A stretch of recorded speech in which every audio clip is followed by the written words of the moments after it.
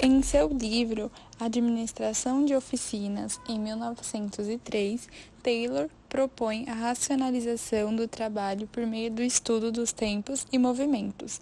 Tal estudo visava definir uma metodologia que deveria ser seguida por todos os trabalhadores, pregando a padronização de métodos de trabalho e das ferramentas utilizadas. Explique qual o objetivo desse estudo e suas vantagens. Referente à primeira questão, que fala sobre o estudo de tempos e movimento, podemos perceber que a finalidade de criação do estudo de tempos e movimentos foi para ser feita a racionalização do trabalho operário. Na época, ele era a divisão dos movimentos que iam ser feitos para executar cada tarefa.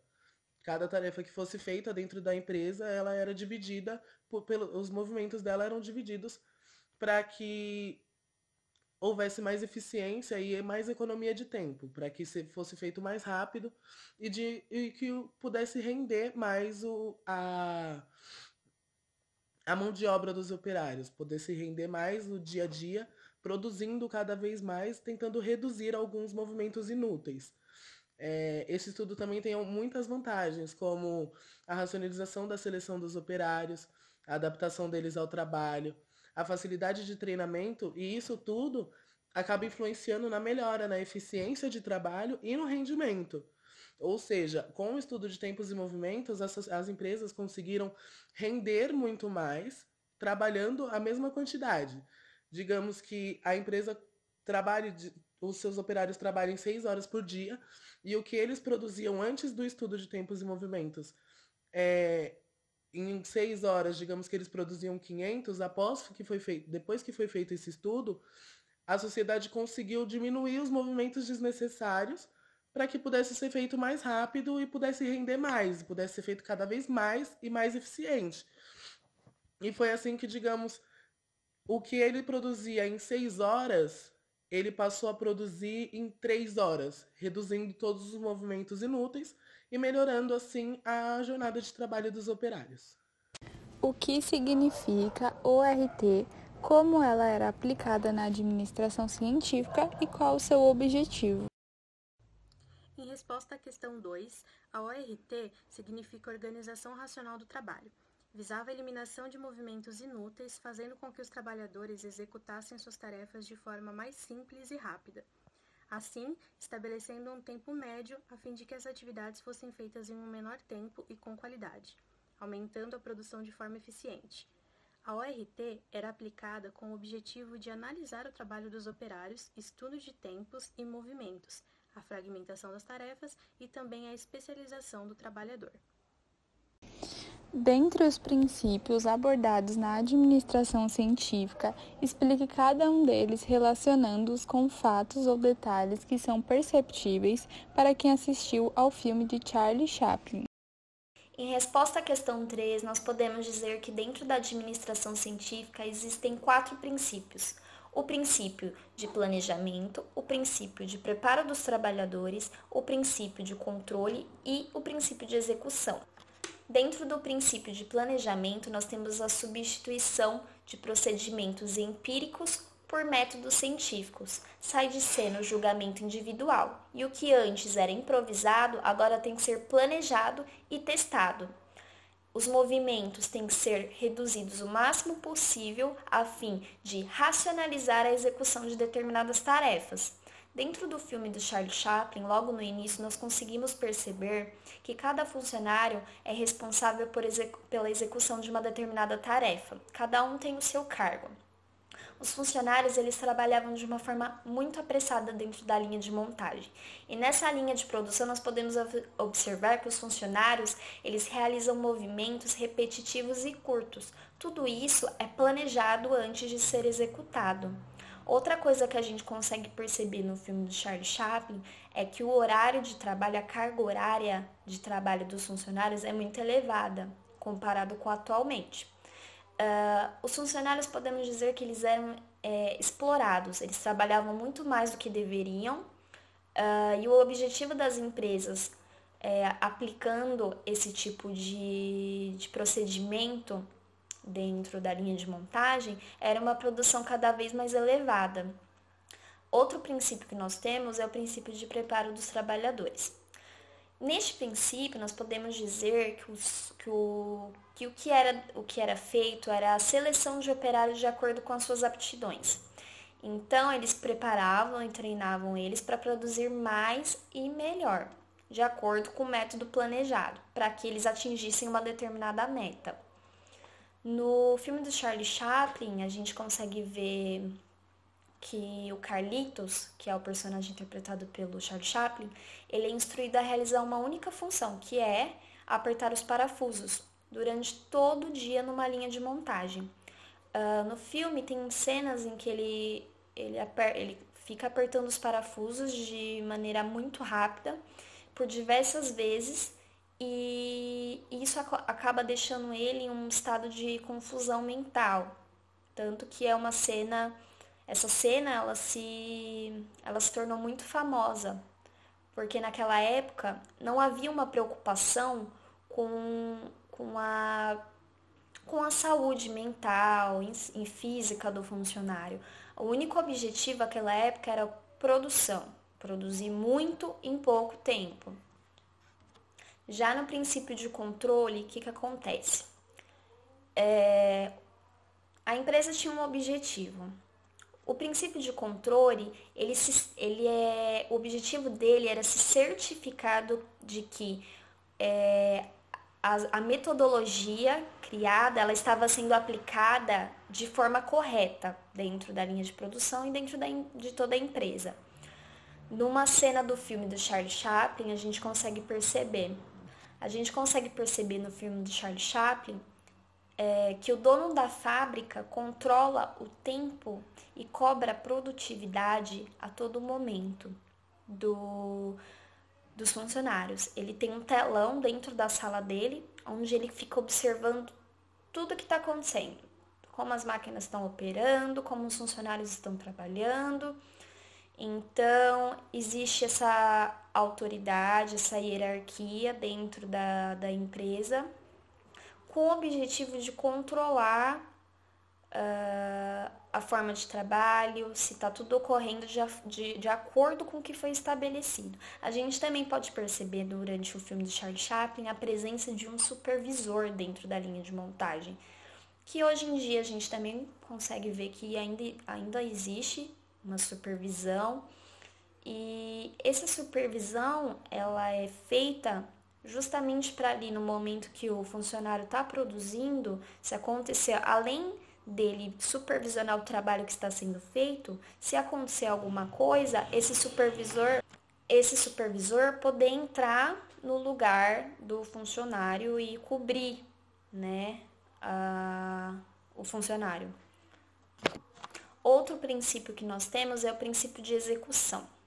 Dentro do princípio de execução, nós temos como objetivo distribuir atribuições e responsabilidades para que o trabalho seja mais disciplinado.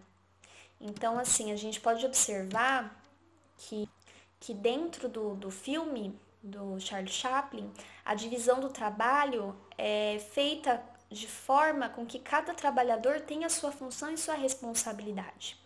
Que nem no momento que Charlie Chaplin vai no banheiro, vai fazer uma pausa, vai no banheiro. Naquele momento, ele dá aquela pausa e a responsabilidade dele, a função dele, não pode ficar sem ninguém para substituir ele. Então, o que eles fazem? Colocam um supervisor no lugar do Charlie Chaplin para cobrir ele enquanto ele vai ao banheiro.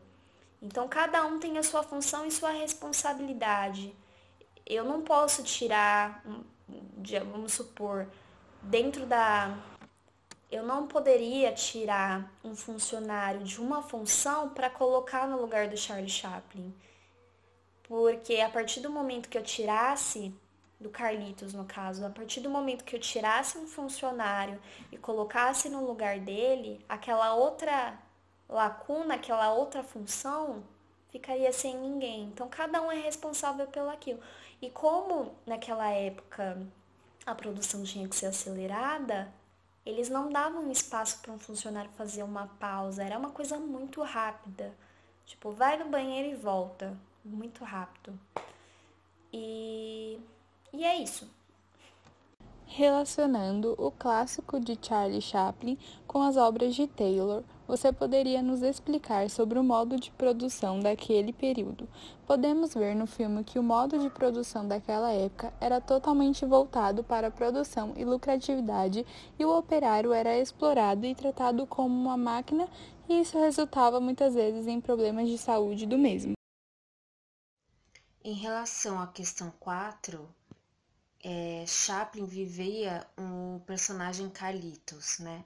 Onde ele interpretava um trabalhador em uma indústria, né? E fazia em seu trabalho sempre os mesmos movimentos repetitivamente, diversas vezes, né?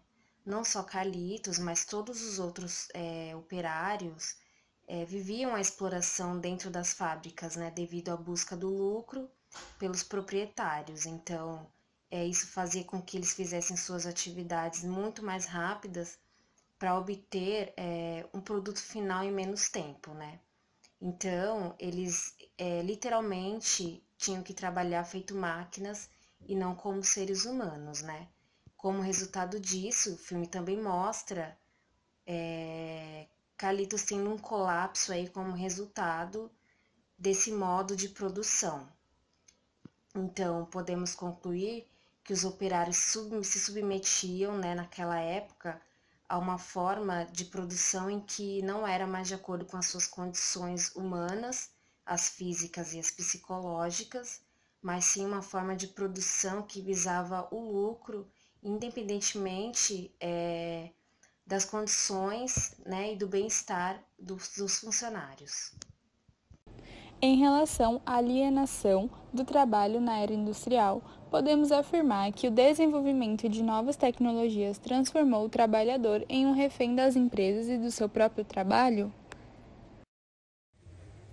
Os trabalhadores dessa época passaram por um longo processo de alienação sobre o seu valor de trabalho, porque antes da Revolução Industrial, os trabalhadores exerciam as suas funções de forma independente e nas mais variadas etapas do processo de produção. E assim que as tecnologias começaram a fazer parte da produção, as empresas conseguiam reduzir o seu custo, aumentar o lucro e, consequentemente, milhares de pessoas eram dispensadas das fábricas e aquelas que permaneciam eram designadas a realizar uma mesma ação cada vez mais específica dentro do processo de produção. Podemos citar o filme Tempos Modernos de Charlie Chaplin como uma crítica à sociedade industrial capitalista? Em resposta da questão número 6, sim, o filme de Charlie Chaplin, ele se trata de uma crítica de forma sátira à sociedade industrial capitalista, especialmente em relação à maneira em que o trabalhador é tratado. O filme situa-se no contexto de Grande Depressão, que se surgiu a crise de 1929, quando os altos índices de desemprego e a expulsão dos trabalhadores agrícolas de suas terras aumentaram a exploração do trabalho nas cidades. A forma como o operário era tratado e visto naquela época difere da atual? Você acha que, atualmente, as empresas se preocupam mais com o desenvolvimento e com o bem-estar de seus funcionários?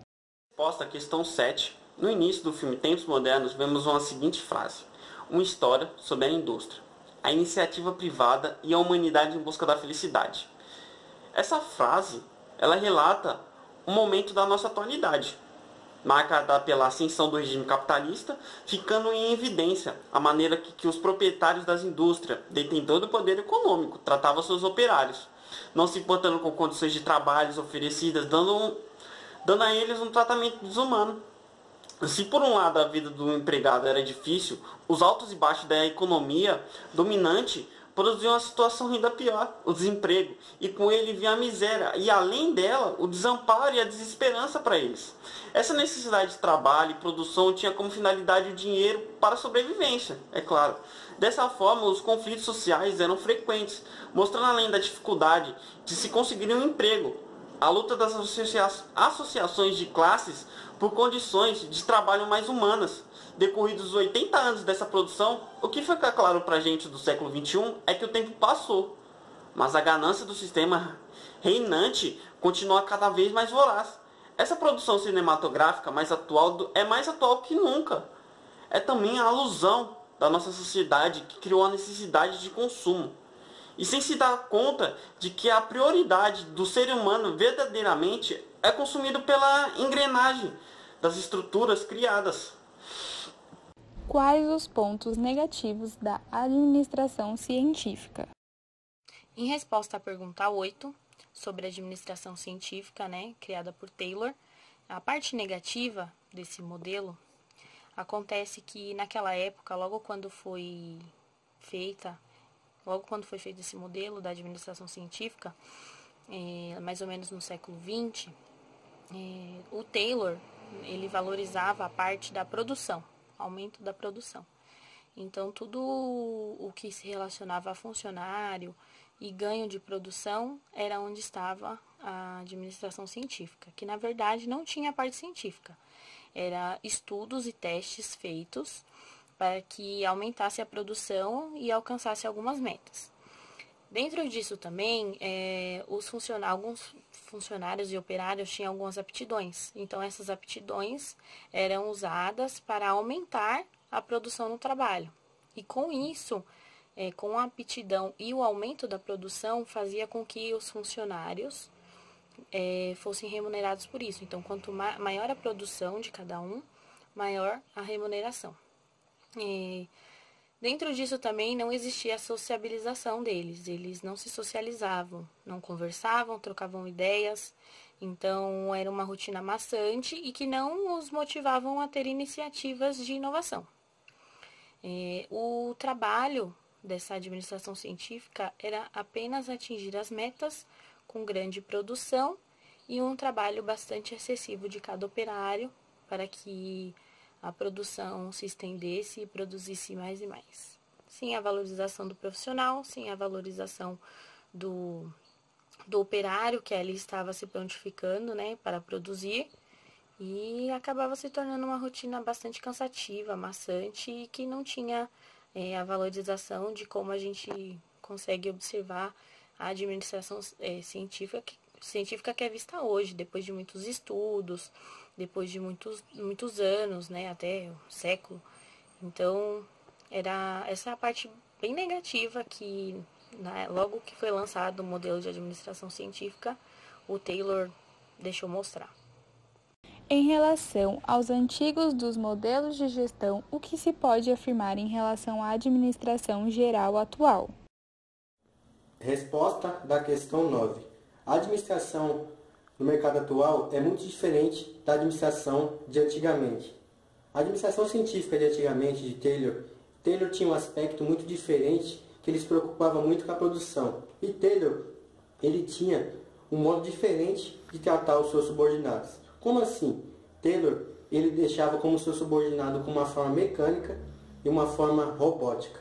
Ele deixava que aquela pessoa ficasse fazendo só uma função, sem que aquela pessoa pudesse fazer outra atividade. Ela ficava fazendo a mesma atividade praticamente o tempo todo e ela se preocupava mais com a produção. Em relação à administração no mercado de hoje, no mercado atual de hoje, é muito diferente. Além do subordinado, o colaborador, ele ter essa liberdade, ele fazer a sua atividade, cumprir as suas metas, cumprir os objetivos que a organização precisa, ele tem o seu líder. O líder tem um papel muito importante na vida do seu colaborador. Por quê?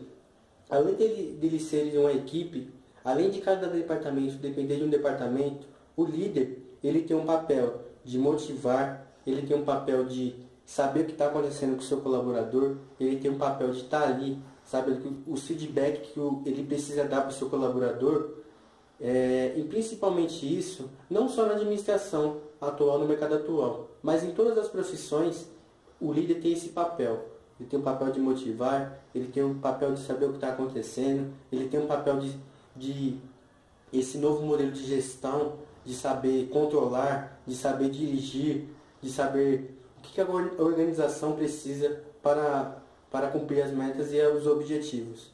Nesse aspecto, a administração no mercado de hoje, ela mexe muito com os prazos, né? Esses prazos significam o quê? Quando um funcionário ele é contratado pela empresa, ele tem aquele período de 3 meses de experiência. Por que ele tem esses 3 meses de experiência? Para saber se ele se adaptou às atividades da empresa, para saber se ele consegue fazer as suas atividades, fazer o que ele estudou na teoria, saber realmente se ele sabe colocar em prática. Então, hoje em dia tem muito disso. Em relação à administração de antigamente e de hoje, antigamente, na administração científica de Taylor, o funcionário, o colaborador, ele não tinha essa liberdade de praticar a sua atividade, de não só ficar na mesmice da mesma atividade, mas sim fazer outras atividades de outro departamento. Porque hoje, o seu liderado chega para o seu subordinado, às vezes com determinada atividade, para ele fazer da função do seu gerente.